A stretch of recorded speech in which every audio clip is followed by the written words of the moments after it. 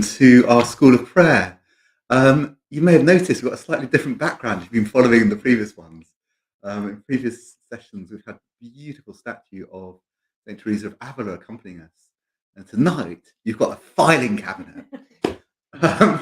This is a bit of a downgrade, as you probably guessed. My apologies. I was setting up the equipment somewhat last minute, and I didn't have time to set it up properly. So apologies that I'm also sat at a slightly strange angle. But yeah, welcome to our latest School of Prayer.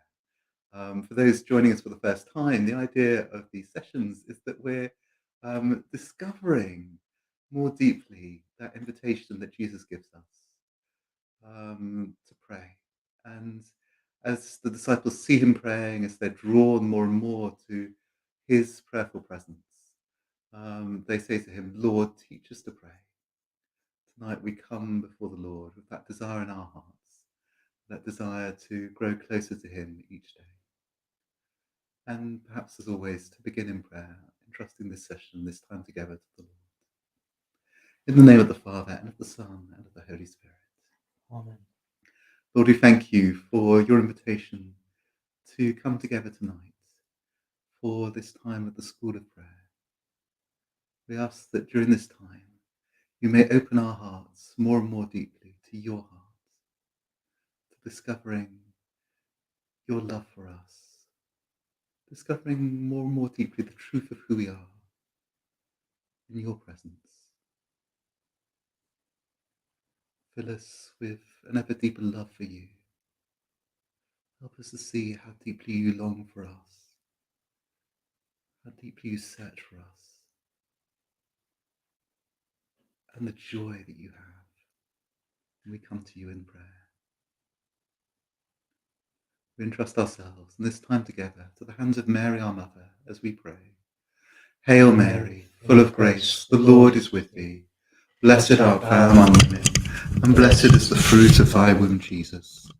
Holy Mary, Mother of God, pray for us sinners, now and at the hour of our death. Amen. So, tonight's session, as you might have seen from the title, is about knowledge of self. And yeah, so you might think, what's this got to do with prayer? But actually, you'll see how important this is for Teresa, this way in which it's essential really for beginning the life of prayer to have a real sense of who we are. And to understand this in the right way. Because I think, that's quite important. This isn't a kind of introspection, it's not a kind of self absorption. It's really seeing ourselves in the light in which God sees us, God who reveals to us more deeply who we are. And so, for those of you who have been following from the beginning, you'll be aware that I'm modeling this book largely on the structure of Blessed Marie Eugène, the Child Jesus's beautiful book, I Want to See God. And I'm broadly following his structure, but trying to make that more accessible and to include examples, lived experience that you might find helpful. So, if you're following in the book, this is chapter 3 on knowledge of self, as you might have guessed.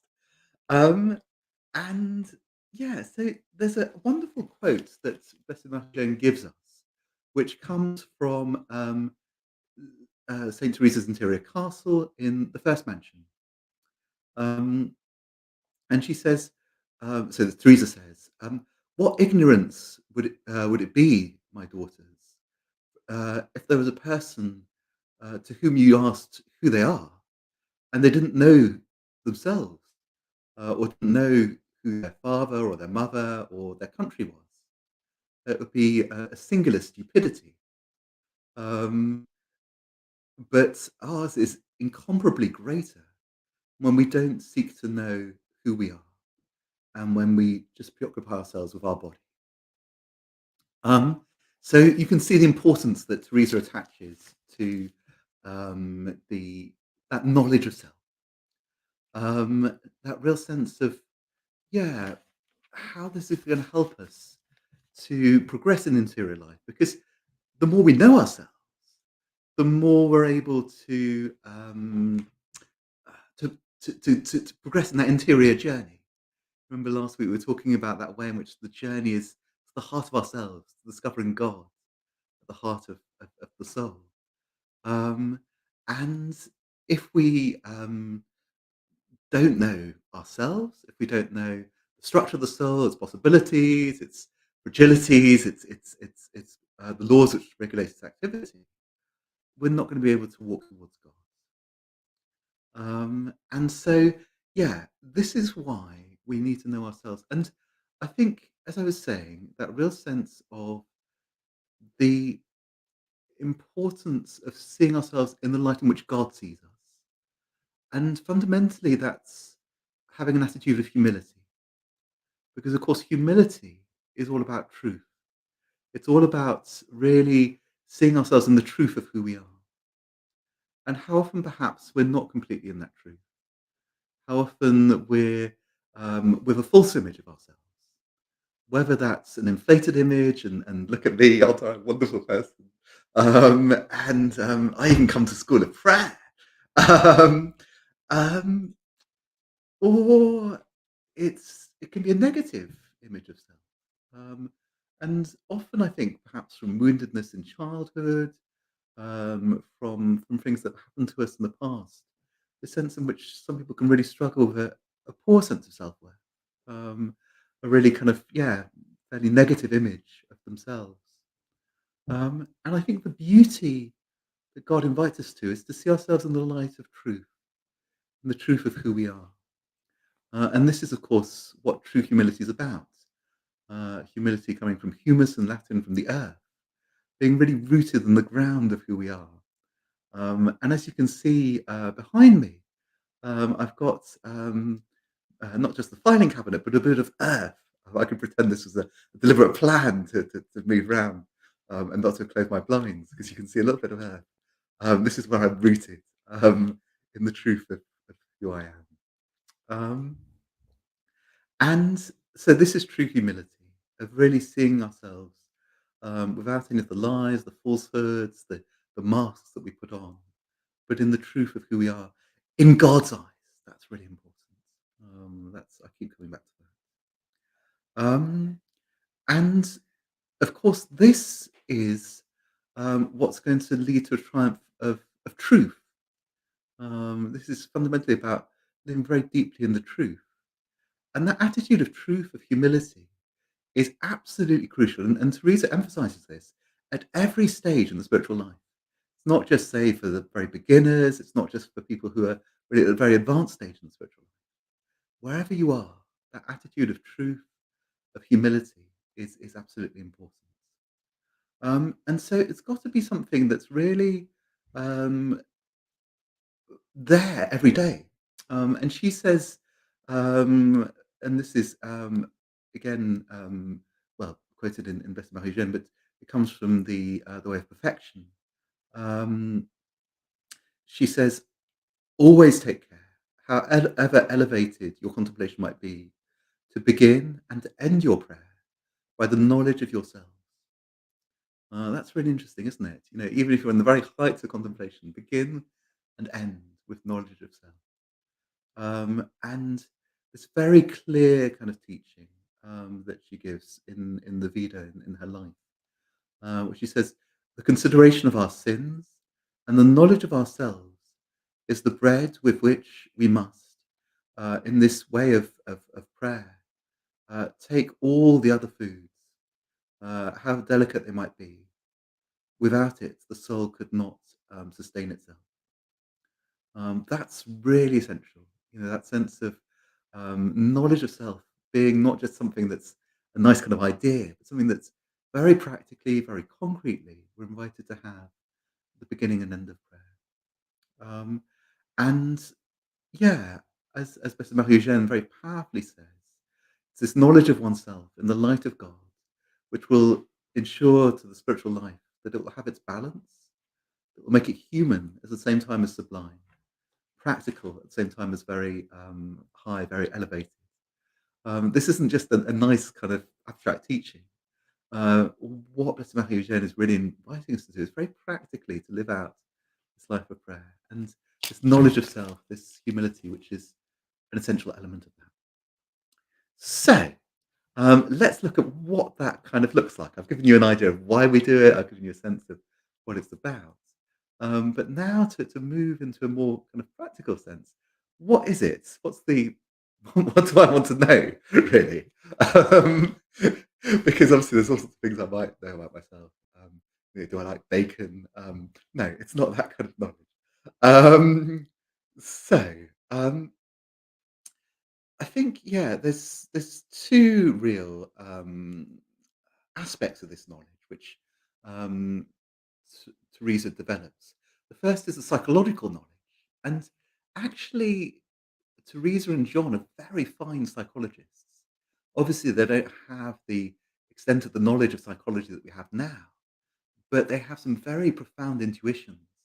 And you can see a number of psychologists have worked on Teresa, on John, found them very, very interesting because of the depth of the knowledge that they have of the human person.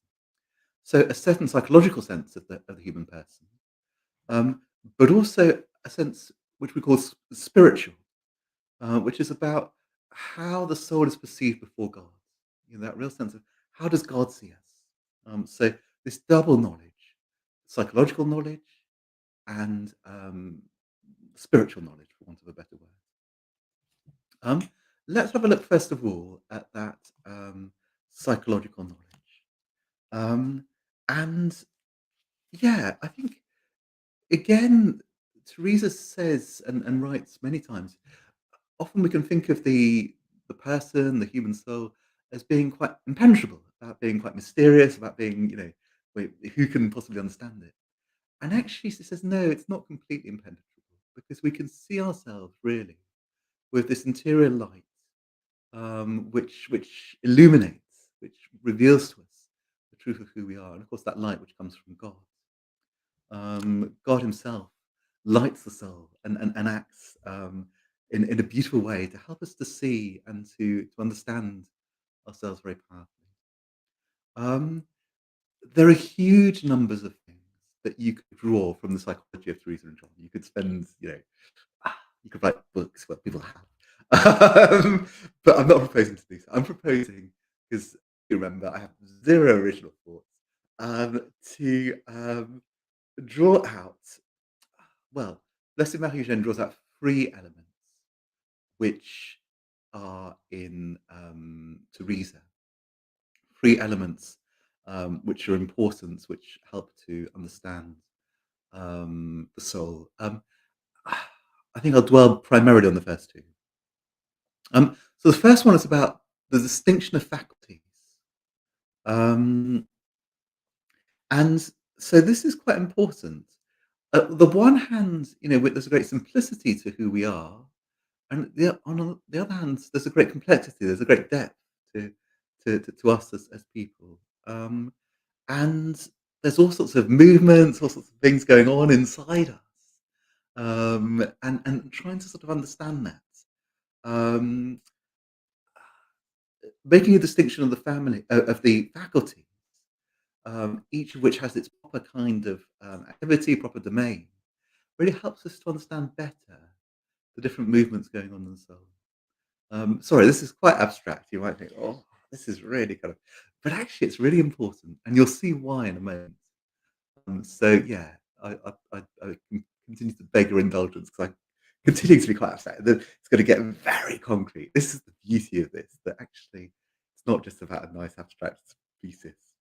Um, so um, yeah, um, so she says, for me, I've greatly suffered. So this is Teresa, obviously.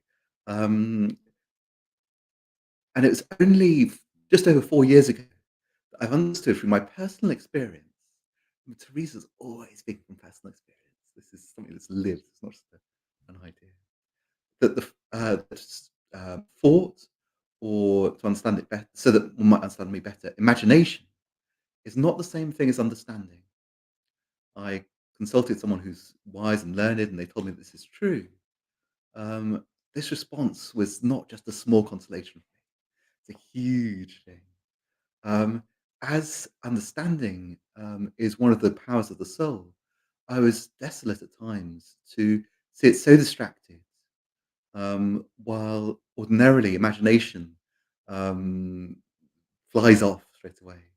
It's only God who can enchain it. Now, this is really important because this is going to lead us on to how we deal with distraction. And what we're going to see a little bit later on is that this insight really helps us see that you can have your imagination going all over the place, your reasoning going all over the place, and actually at a deeper level of the soul, there's a very deep focus on God and a living in God's presence, and that's hugely consoling. You can see how consoling it is for Teresa, and I think it can be hugely consoling for us. We'll come back to that because I think it's a really important point. And there is, of course, a distinction between moments when we're very deep in God's presence, but the mind and the imagination are all over the place, and moments where actually we are just completely distracted and we're nowhere near kind of it's, a genuine prayer. So I think, yeah, it's important to see that the very fine distinctions here. Um, but I think this is of immense practical value, that distinction of the faculties, and really important for us in coming to terms with distraction and coming to understand the levels at which we can be operating. So that's the first point, that distinction of the faculties. The second point that Blessed Marie Jeanne draws out of Teresa is that the action of God um, permits her to kind of distinguish between two regions of the soul, a kind of more exterior region and a more interior region. So on the outside, there's a sort of part of us which is more agitated, which is bubbling up all sorts of ideas, thoughts, worries, concerns, all the rest of it, all sorts of animation. A bit like my hands, which wander all over the place, and that's my French side. Um, and then there's a more interior, a more peaceful place in the soul, which is where intelligence, properly so called, the will and the essence of the soul, um, are residing. Um, and yeah, this sense of this is really where the heart of who I am is. This is the real essence, the real heart of my soul. And because of that, this is more open to grace. Um, this is more, yeah, easily lived in a deep peace, more easily submitted to grace, whatever might be going on in the more exterior part. You might have all sorts of kind of, yeah, noise and agitation, all sorts of stuff going on in the sort of more exterior part of who I am. But in a much deeper place, I can be really in that deep peace. Um, and I think, yeah, that's really important. Um, and so from this, she develops a whole teaching on the interior attitude to keep while we're in contemplation, while the sort of very depth of our soul is taken up by God, while the understanding and mainly the imagination are all agitated. How do we act? What do you do very practically if you're in this situation? Deep down, you're really in God's presence. You're really, but your mind, your imagination is just going all over the place. How do you live that? So this is what Teresa says, and this is in the fourth mentions. So in the interior castle. So on the one hand, I saw it seemed to me all the powers of my soul absorbed in God and recollected in Him. On the other side, the imagination found itself in a completely troubled. I was completely kind of, yeah, baffled by this. Um, but in the same way as we can't stop the movement of the sky, which moves with this incredible speed, In the same way, we can't stop our imagination. We put straight away all the other powers of the soul with her, and then it seems to us that we're lost, and we badly use our time that we were spending in the presence of God. Um, Perhaps, however, the soul is totally united to God in those mansions which are the closest to his own. So there's mansions that get more interior, you remember, getting closer to God is the very center of the soul. While the imagination is in the avenues of the castle, where it blows, where it suffers from finding itself in the midst of thousands of fierce beasts and venomous beasts. While I was writing these lines, I was reflecting on what's happening in my head. It seems to me that I'm hearing the noise uh, of dozens of rivers which are rushing down, of birds which are singing and whistling. I perceive this not in my ears, but in the superior part of my head, the upper part of my head, in which it said resides the upper part of of the soul.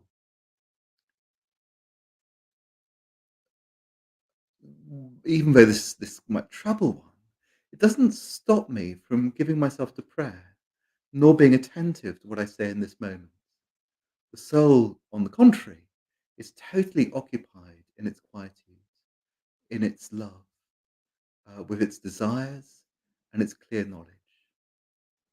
Um, that's a really important quote. So I've quoted it in full.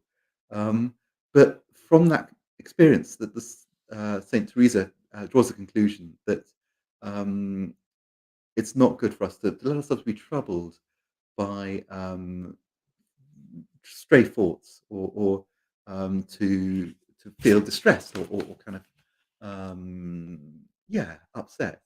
And sometimes we can feel, oh, that prayer was terrible, because it was distracted.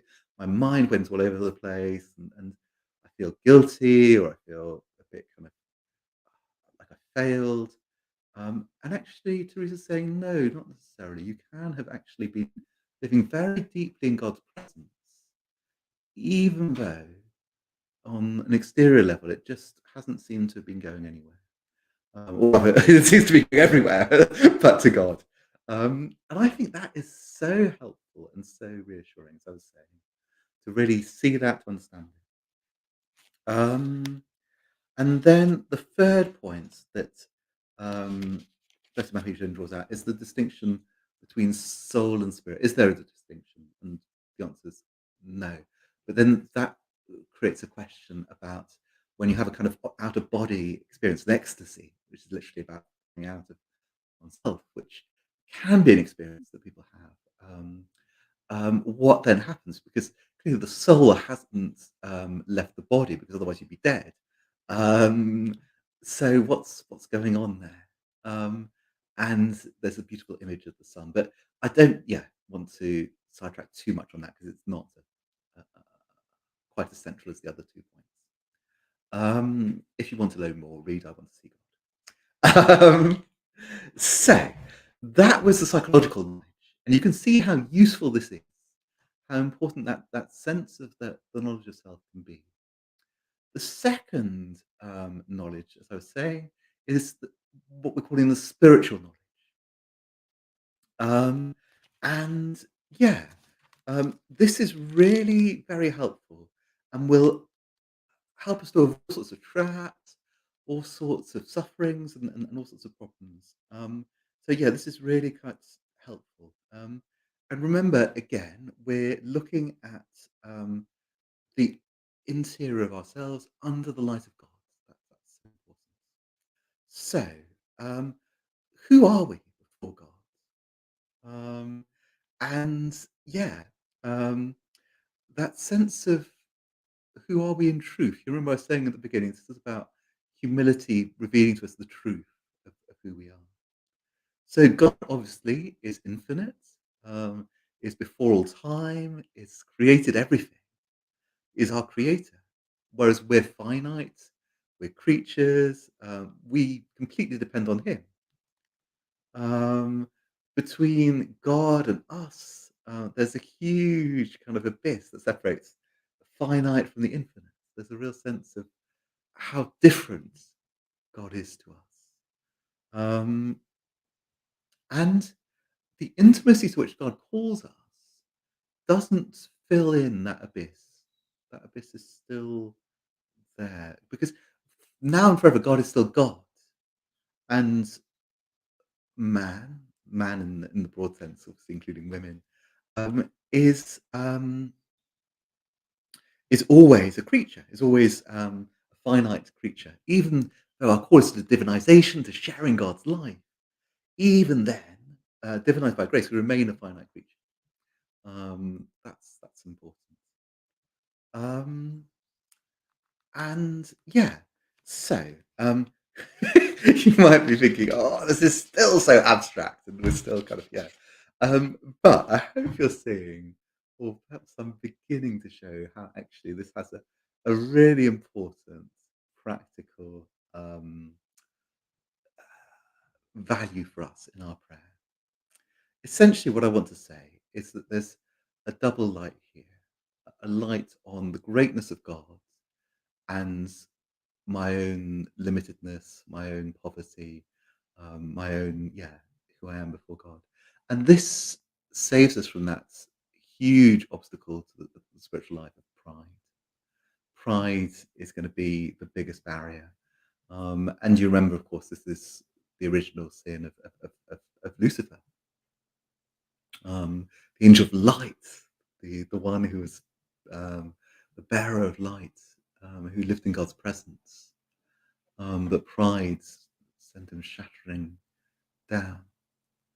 And I think that that temptation for us, always in all sorts of subtle ways, to not be completely in the truth about ourselves. And the truth isn't always comfortable, isn't always easy to see, to live. And we find again and again, perhaps at levels that we hadn't even suspected, that kind of pride rearing its head. And so humility is such a beautiful gift to pray for, and so freeing, in really seeing ourselves, seeing God in the truth of who we are. Then, yes, as well as that, it's important to see the other side, which is the richness of the supernatural grace that we've been given.